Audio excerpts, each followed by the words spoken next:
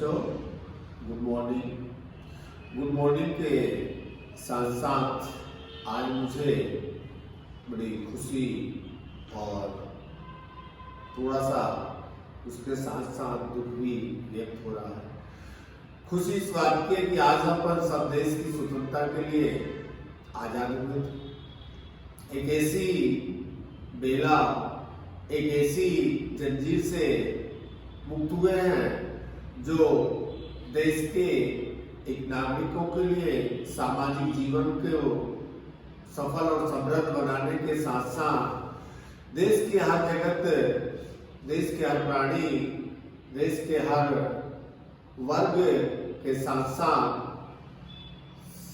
इस भारतीय मातृभूमि और भारतीय सृष्टि के निर्माण में देश के उन शहीदों को मैं सलाम करता हूँ, प्रणाम करता हूँ और उनको नमन करने के साथ साथ आज देश की उन यादों को यादगार बनाने के लिए आप सभी को भी मैं नमस्कार करता हूँ।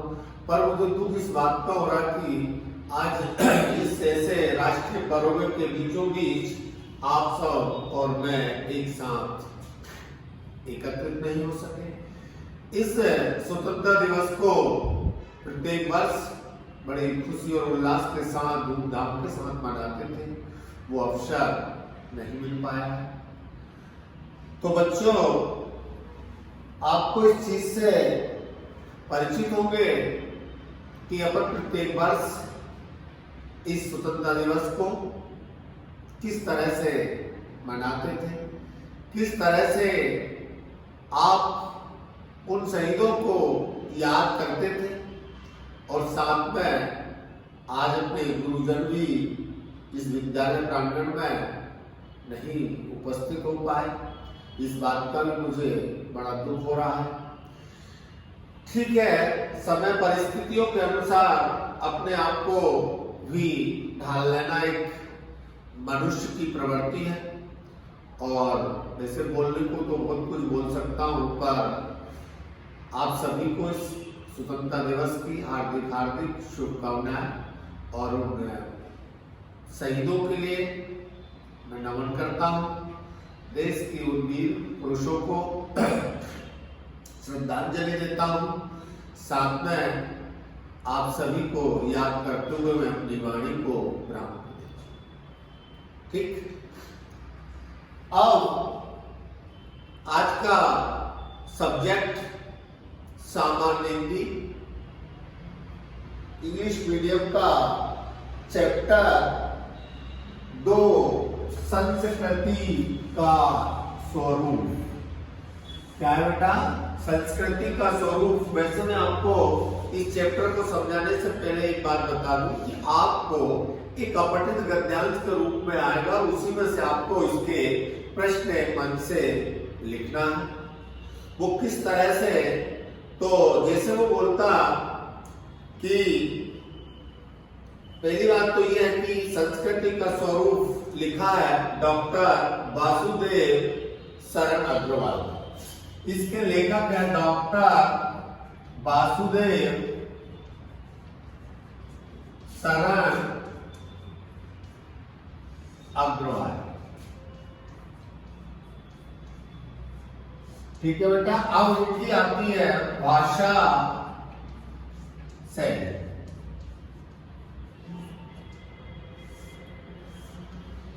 तो पेपर में एक आएगा 4 नंबर का, किसी एक लेखक की भाषा शैली और उसकी 2 रचनाएं लिखिए। तो लेखक जो होते हैं वो हमेशा निबंध लिखते हैं। निबंध जो होते हैं वो मुहावरे, लोकोक्तियां, कहावत, खड़ी बोली और संस्कृत, उर्दू आदि शब्दों के समावेश से एक निबंध का विस्तार होता है। पर अधिकतर सामान्य जो लेखक होते हैं वो समाज सुधारक, राष्ट्र, देशभक्त और सामाजिक जीवन की स्थिरता में सुधार की भावनाओं पर आधारित निबंधों की रचना। यदि अपन कहीं कंफ्यूज होते लिखते समय तो आपको एक लिखने का एक तरीका बता देता हूं। अब इसकी यदि अपन लिखते भाषा शैली तो आपको पहले शुरू कर देना, जब आप कंफ्यूजन होने लगोगे एग्जाम में तो पैराग्राफ चेंज करके लिखना, हिंदी साहित्य सुप्रसिद्ध जीवंतकार श्री वासुदेव जी शरण अग्रवाल की भाषा शैली सरल और भावानुकूल है या थी। ये अपनी भाषा शैली के स्वयं निर्माता थे। इन्होंने घर पर ही विभिन्न भाषाओं का अध्ययन किया और साथ साथ इन्होंने समाज सुधारक निबंधों की रचना की। एक अच्छे समाज सुधारक होने के साथ साथ एक अच्छे धर्म और संस्कृति पर आधारित श्रेष्ठ रचनाकारों में इन्हें माना गया है। इन्होंने अपने निबंधों में कहावत, मुहावरे, लोकोक्तियां, तद्भव शब्द और संस्कृत उर्दू आदि का भी समावेश किया है।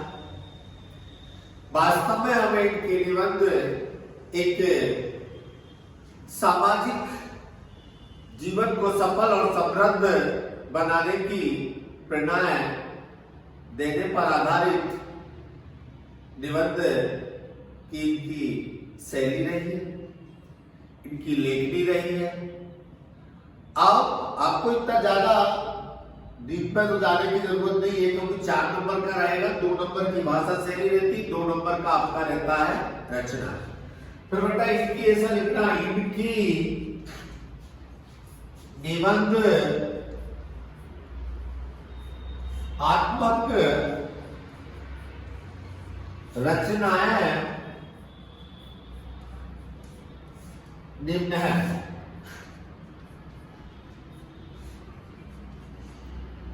ऐसे नंबर डाल देना, 1 नंबर, 2 नंबर, 3 नंबर।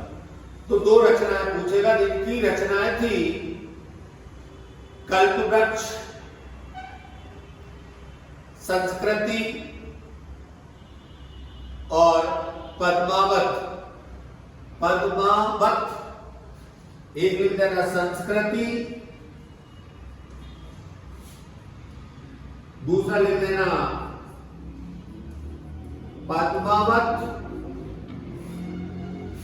तीसरी लिख देना बेटा कल्पवृक्ष,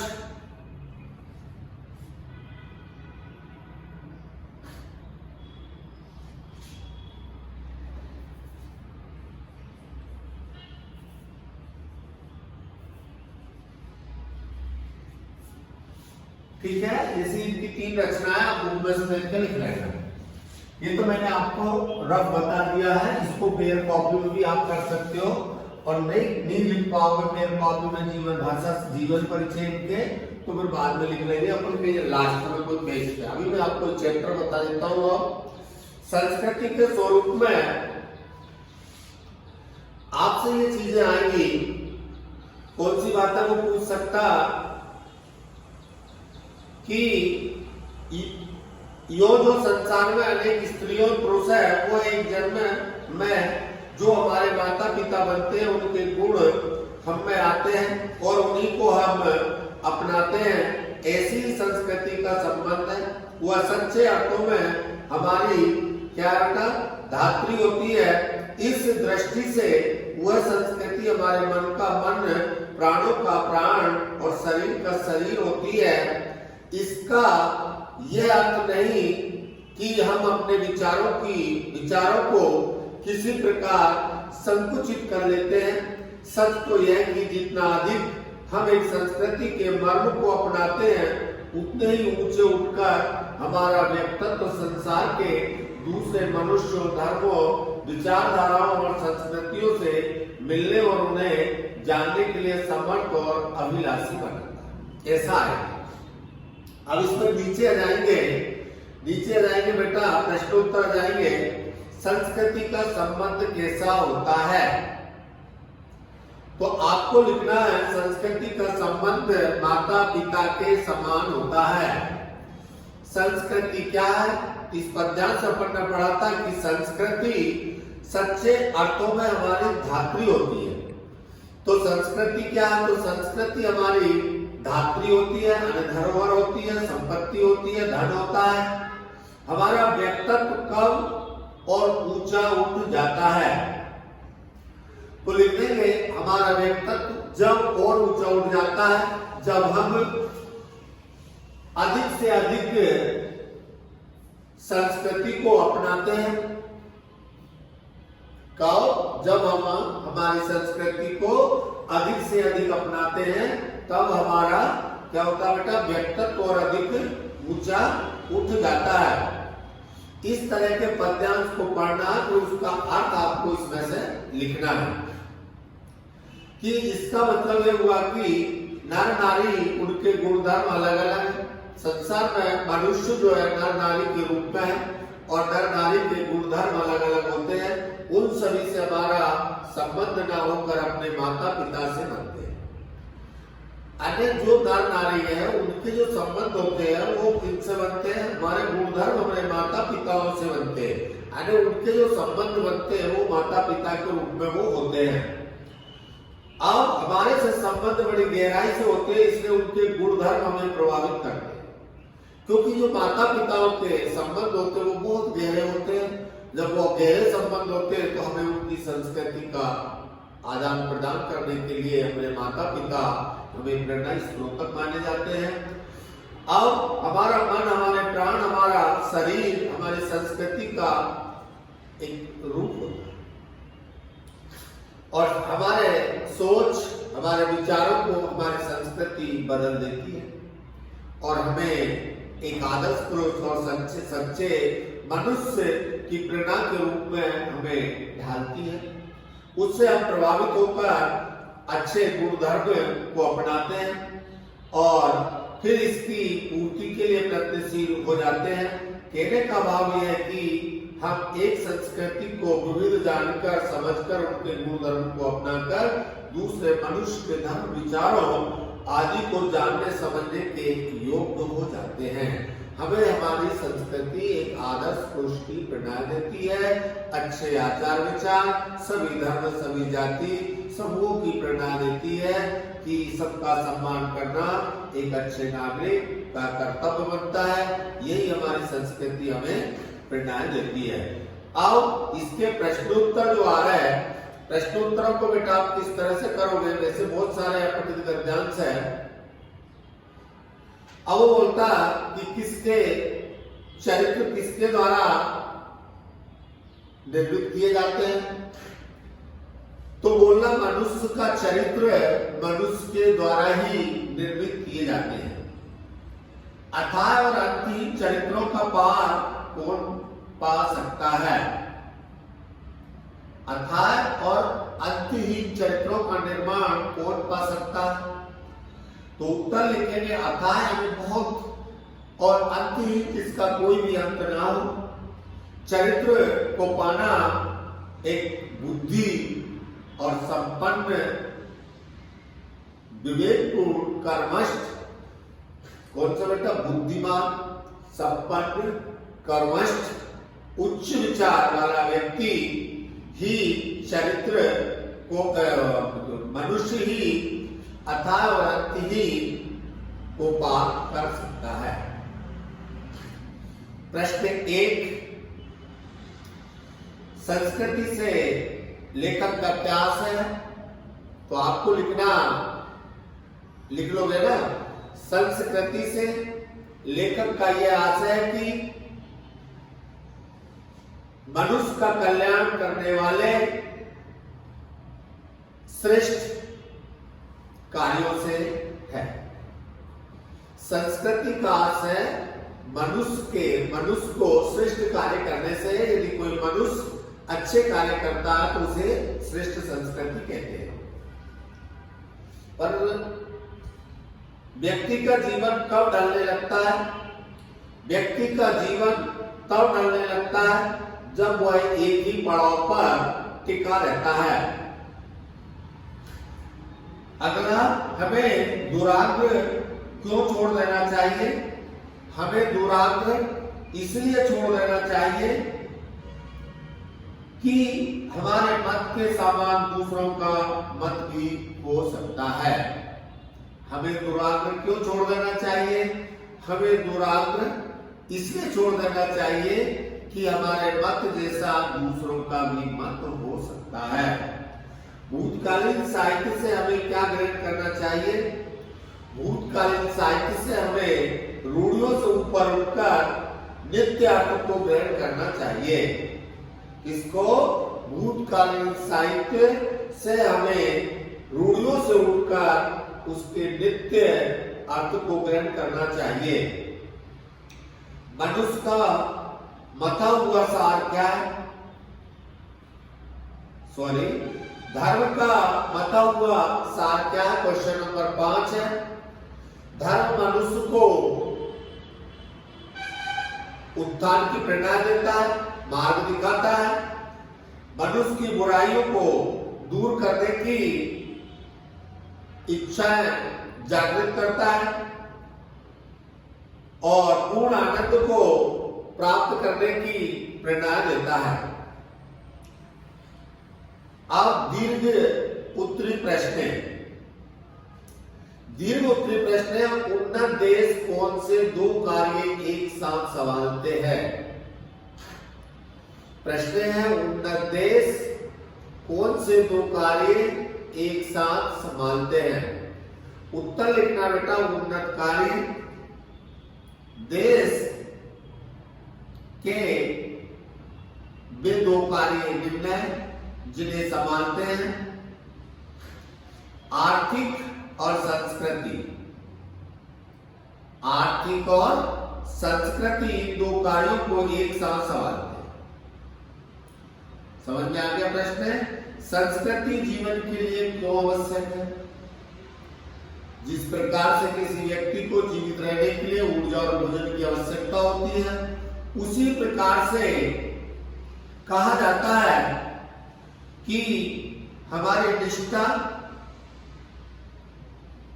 हमारा मन, हमारे विचार और हमारी उदारता का भंडार जीवन में संस्कृति से ही प्राप्त होता है।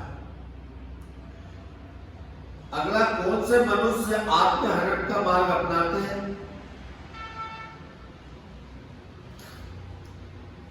अब कौन से मनुष्य आत्महनन का मार्ग अपनाते हैं? तो वे मनुष्य जो बाबा वाक्य प्रणाम के ढंग पर चलने वाले मनुष्य आत्महनन का मार्ग अपनाते हैं।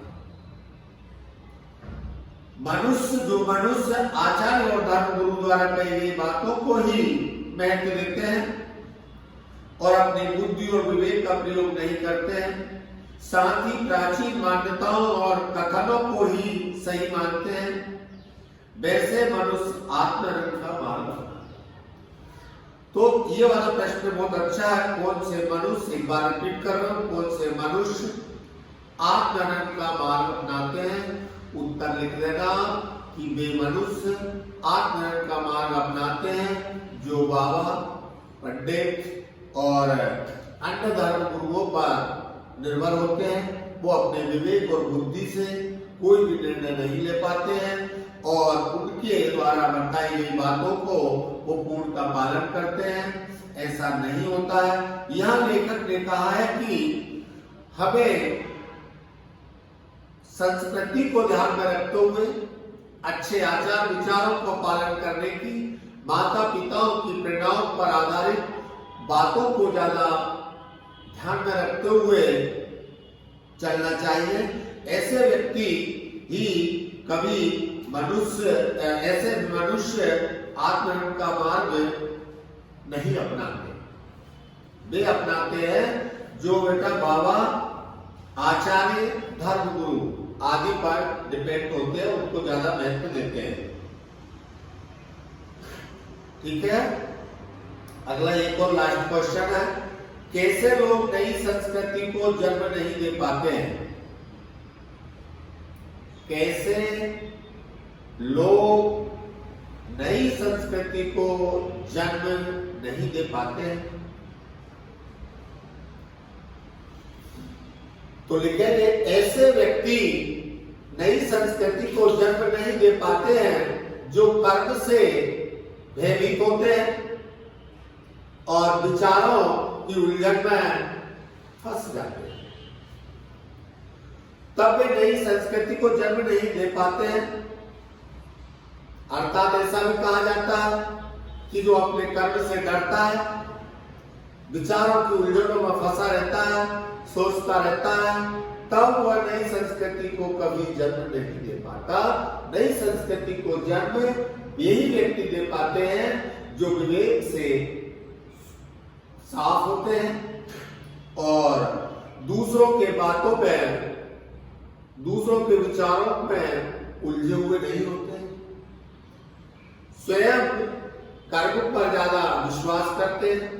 ऐसे व्यक्ति ही नई संस्कृति को जन्म दे पाते हैं और नई संस्कृति को भी जन्म नहीं दे पाते जो कर्म से भयभीत होते हैं और वो कई उलझनों में उलझे हुए होते हैं। जैसा प्रश्न बन गया वैसा आप लिख देना। ठीक है बेटा, ये आपके क्वेश्चन सारे मैं समझा चुका हूं। अब इसके बाद मैंने अपठित गद्यांश आपको बताया था। अपठित गद्यांश के हिसाब से आप अपने प्रश्नों को जमा लेना और लिख लेना। जब सेकंड बार आपको समझाएंगे क्लास में तो फिर और डबल से कराएंगे। ठीक है।